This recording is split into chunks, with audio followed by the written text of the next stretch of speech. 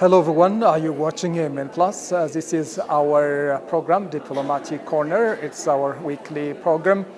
Today I'm sitting with Brigadier General Shariful Islam from Bangladesh. I met him at the trade show and the business summit in the capital, Addis Ababa, trade show and business summit of Bangladesh and Africa.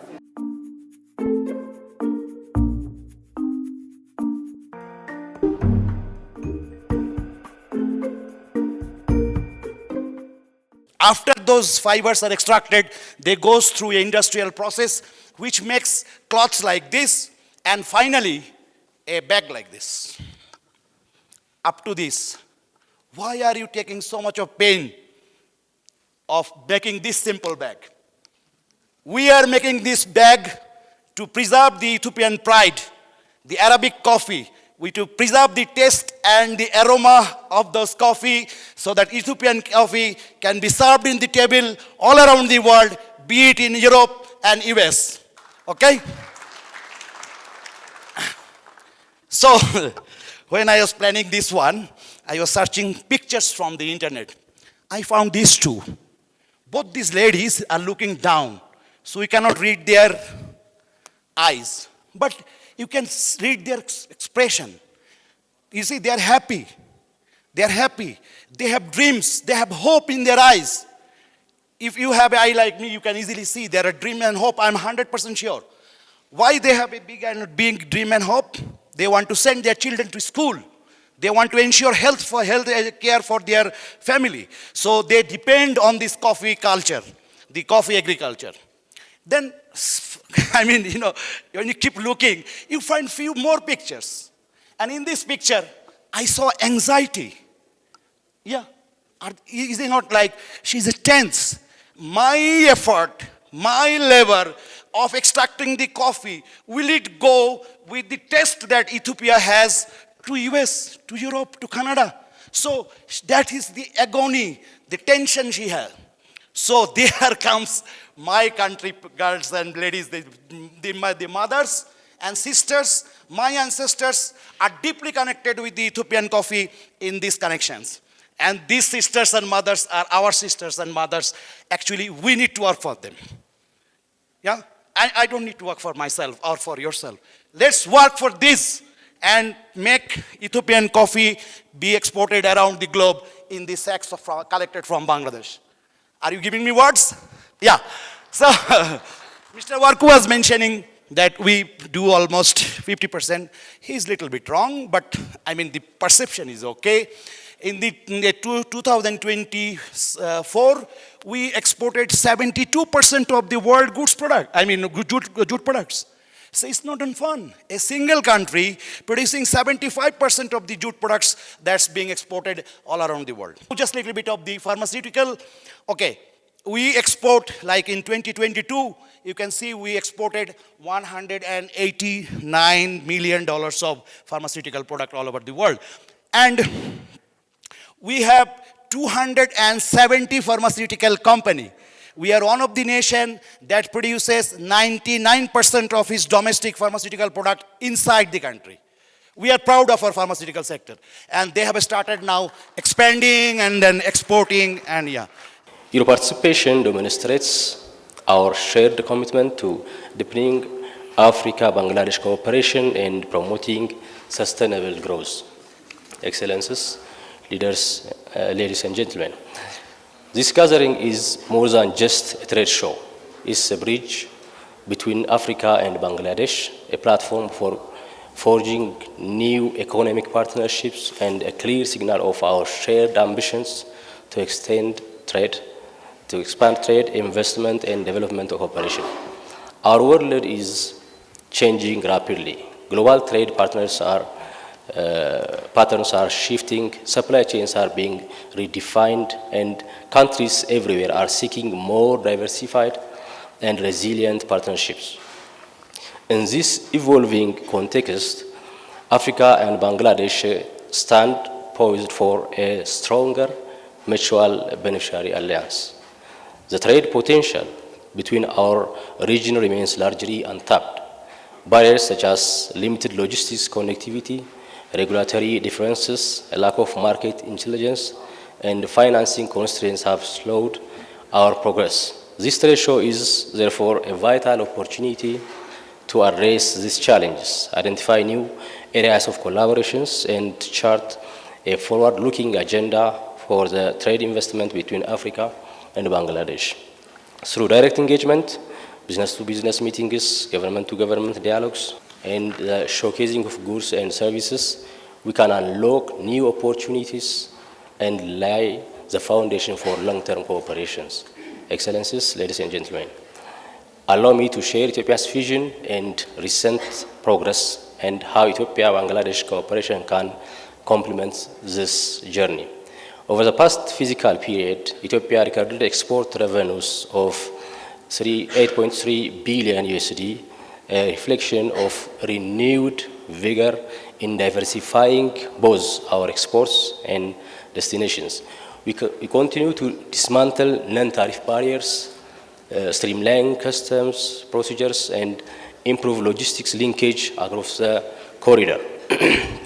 Ethiopia is implementing a comprehensive reform under our homegrown economic reform agenda, focusing on trade and investment liberalization by opening export, import, wholesale, and retail opportunities for investors. Second, financial sector modernization by reforming foreign exchange management and liberalization, the banking and telecom sectors. And third, ease of doing business by simplifying tax, customs, and regulatory systems, and creating one-stop service centers across sectors. These reforms are enhancing competitiveness and strengthening Ethiopia's position as a primary investment destination in Africa, particularly in agriculture, manufacturing, and infrastructure. We have also prioritized integration into global and rural trade systems. Ethiopia is the decisive phase of accession to the World Trade Organization, with momentum building towards full membership at the upcoming 40th Ministerial Conference. At the same time, Ethiopia is advancing implementation of the African Continental Free Trade Area, a transformative instrument to expand intra-African trade, deepen value chains, and host competitiveness. We have already begun shipping goods under the AFCFTA framework, a major milestone for regional integration. Excellencies, ladies and gentlemen, Ethiopia and Bangladesh share a strong, mutually beneficial partnership that has flourished over the years.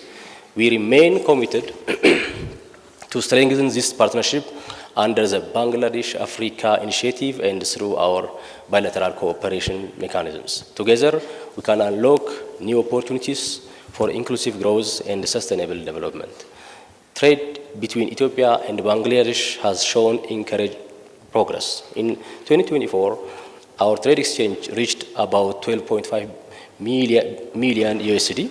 However, Ethiopia's exports share was only 1.7 million, and compared to 10.8 million in imports.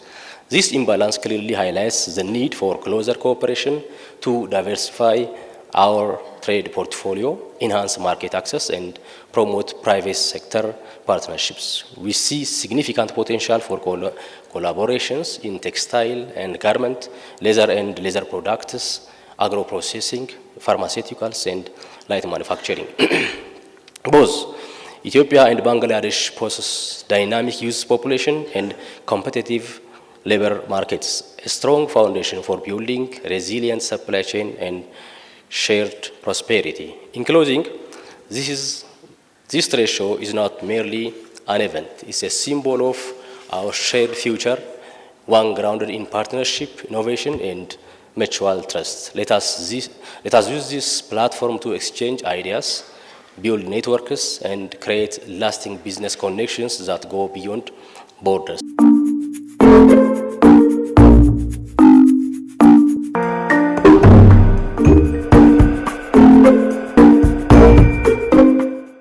Well, sir, thank you so much for your time. To what extent Bangladesh is going deep into the market of Africa and into the corporations of Africans? So tell me about the partnerships, the corporations of Bangladesh with the rest of African nations. You see, with the African nations, the Bangladesh has a kind of similarity. We were oppressed at one time. Most of the African have, though Ethiopia was never colonized, but other than Ethiopia in African continent, we were suppressed for 200 years. We were colony. Yeah. So we know how the pain that that we couldn't develop much. Our people's aspiration was not fulfilled for a longer time because we were not then independent country, we are not liberated. In later half, like after 1971, we got liberated. We had our our plans, our priorities, our objectives set, and the government putting into the resources to achieve those objectives and plans, and the fruits are being enjoyed by the people. So I should say we understand the need of Africa. We are not here to dictate or to bossing or something like that. I mean, not to suppress any of the countries of the world. Rather, we want a kind of relation which is mutually beneficial. So I think the African countries coming up with developing relation with Bangladesh would be very beneficial for both of them, because we are almost at the same level. So when the friendship grows between the two people of equal quality and level, that friendship is bonded. I mean, is stronger. So we would like to develop our relations with many African countries. Already we have. You will be surprised. Bangladesh has very, very good business relation, diplomatic relation with many African countries. I can name like Ghana, Zambia, Gambia, Nigeria, Kenya, Uganda, Ethiopia, South Sudan, South Africa, like Morocco, Libya. There's so many African countries are the best, are very good friends. This is one. The other one is our exposure to the UN peacekeeping operations, because, Bangladesh was at one time one of the largest peacekeeping troops contributing country. So once we came to the peacekeeping in African continent, and many countries of the African continent, what we found that the approach that Bangladesh Armed Forces took, the approach we called in short WHAM, WHAM, winning hearts and minds. So that was the operation.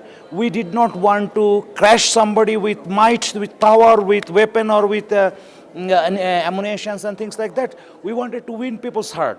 And that really worked. That really worked in African continent. I personally served twice in Congo. My fellow colleagues, they served in many African countries under the UN Blue Helmet. And most of the places, Bangladesh contingent is highly regarded because of that attitude, that we don't want to solve with putting pressure, with using the power, with might. No, we wanted to win people's heart, and thereby you reduce the de-escalate the conflict, and that model really worked. So in UN mission, Bangladesh approach was highly praised by those scholars and people related to the world peace and stability field. And they know that Bangladesh contribution in UN peacekeeping in that regards is very good. And doing this, what we did, we grown a very cordial and friendly relation of that country where we were deployed. Just let me give an example, like Sierra Leone. At this moment, in the Sierra Leone, Bangla is the second largest national language, because our troops, our officers were there for 10, 15 years, and they developed so much good relation with the Sierra Leone people, then now they speak Bangla as a language. Some of the important roads are named as Bangladesh Road. So, this is how, to my personal understanding, solution of every problem is to meet with him, sit with him, talk to him, and minimize the difference. So following that kind of a strategy, Bangladesh could effectively participate in almost all the UN missions, most of them being in Africa. Bangladesh automatically grown a kind of tie with many African nations and its people. Now let me take you to your area, that is the military and defense. I know you are a brigadier general, so I read something that the two nations have a kind of military cooperation. So what kind of defense and military cooperation the two nations have? Actually, the military of Ethiopia and military of Bangladesh is also a kind of similar in nature. Yeah. With little bit of differences, it will be there. It will be there. Like we have a navy also. We have naval frigates and good naval vessels because we have a sea, so we have to protect our exclusive economic zone. Ethiopia doesn't have the navy because it doesn't have the access to sea. But if you talk about the military, especially army and air force, we have similar kind of platforms, we have similar kind of strength, we have similar kind of tactics that we follow. So these two countries is, militarily also I can say that we are almost at par. It's not that somebody is ahead and somebody is back. No, we are almost at par. So we have a good scope of, military cooperations. Already a number of delegations from our country have visited Ethiopia. Already I personally visited many of the Ethiopian defense institutes. Also, there were this year total 4 Ethiopian officers went to Bangladesh on different training courses. I also received offer from Defense University, Staff College in Addis Ababa. But here we had a small problem that we couldn't attend, we couldn't send our officers because of the language. Because the because people cannot speak Amharic and some of the course materials, the course curriculum are totally Amharic. So I couldn't avail all the facilities, all the opportunities. But to tell you the truth, we are open. We are open for any kind of cooperation, military cooperation with Ethiopia. Through cooperation, we just learn from each other. Through cooperation, we just strengthen the relations, we strengthen the bondage. And that in turn, is a big achievement. So, recently the Ethiopian Navy has been introduced, the naval headquarters was inaugurated. I wanted to give them a message that Bangladesh has a good shipbuilding yards.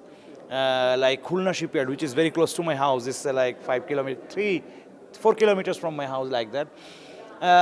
This is the largest shipbuilding yard of Bangladesh. It can produce a warship, like a frigate size of ship. It can produce. It already producing ships and exporting to European countries like Netherlands, like Germany and developed countries. So our shipbuilding technology, shipbuilding industry is growing. So I would like to see that one day Ethiopian Navy is also growing and they are going to Bangladesh for getting an reasonably priced source, because with the same kind of platform, maybe Bangladesh would be able to offer a better price. But the problem remains same, that the Ethiopian people doesn't know what Bangladesh is capable of. So our aim through these trade shows, through this presence in the embassy, through all other activities, is to know, let the people of Ethiopia know how capable Bangladesh has become in the last 50 years, and how do we benefit each other from our bilateral relations.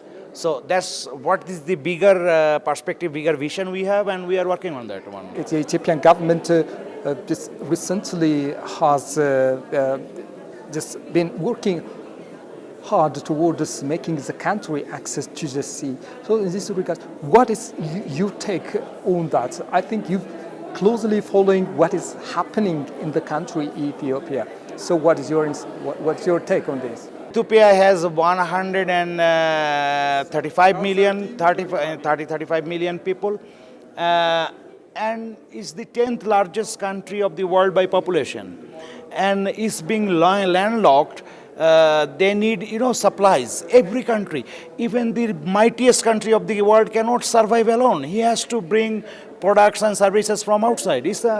Everywhere is true. From the tiniest country until the biggest one, everyone depends on others to bring their necessary commodities, necessary services from outside. So Ethiopia also needs to import it. Now, importing through air is always very, very expensive. If they would have an access to the sea, they would have import and transportation cost to reduce. The people could afford to have better material at a reasonable price. So, and beside that, the sea resources like fish, other mineral resources are found in the sea, like the presence of your navy, there are so many things Ethiopia is missing. And it is missing these opportunities not the fault of its own. Is the geography. Is the geography that didn't have so why should the people suffer? Like such a big 135 million people suffer for not having just and sea access. So, genuinely speaking, I think sea access is very much essential for every economy and for the people also. So it's kind of their right. And the government lately, when they describe the situation as very critical to their sustenance, I do believe this. For both sustenance and development, Ethiopia needs easy access to the sea, means easy access to the global trade. Ethiopia has so many things to offer, so many grains and foods and are there in Ethiopia. I mean, you know it already, lentil and everything, so many things. So he has to sell it to the world, and for selling it to the world, he needs to access through the sea. So it's a right for the nation, for the people. It's a right, kind of a right. I mean, so the government now viewing it more seriously. Government is now viewing it as a critical item to their survival. So I think this will speed up the efforts that government is taking, all the government machineries together. I mean, the diplomacy, the military, the government-to-government connections, and so many other things, like use of soft power, hard power. So this is a critical issue at the moment for getting access to the sea, and I support the Ethiopian cause. Personally, I can tell you that I support the Ethiopian cause. Simple access to sea would be very beneficial for the people and its economy. So I wish very soon Ethiopia gain one. But it's always better to gain this kind of privileges through peaceful means. So I would appreciate in future Ethiopia has the access without having any in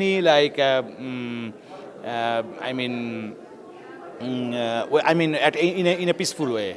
Let me take you to the global concerns. What are the global concerns or area that the two nations are cooperating each other, like climate change and terrorism? This is the concern of the international community.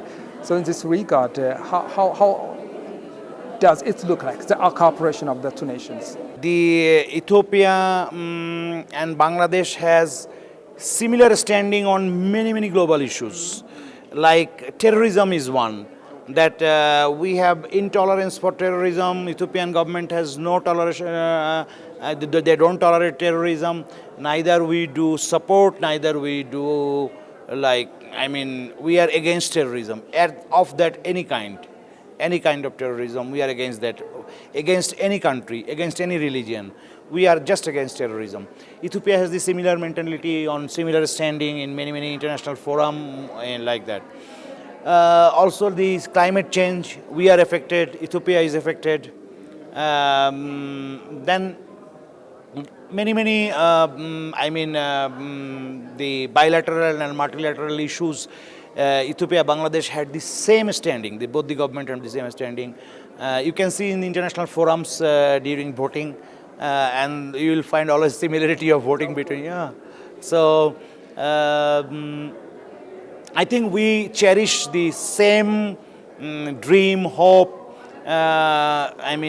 for development, our our willingness for development, Ethiopian people's willing to development is similar. Brigadier General Shariful Islam, thank you so much for your time. I really appreciate it. Sorry, Thank you so much. Well, everyone, that's it for now for this week's Diplomatic Corner program.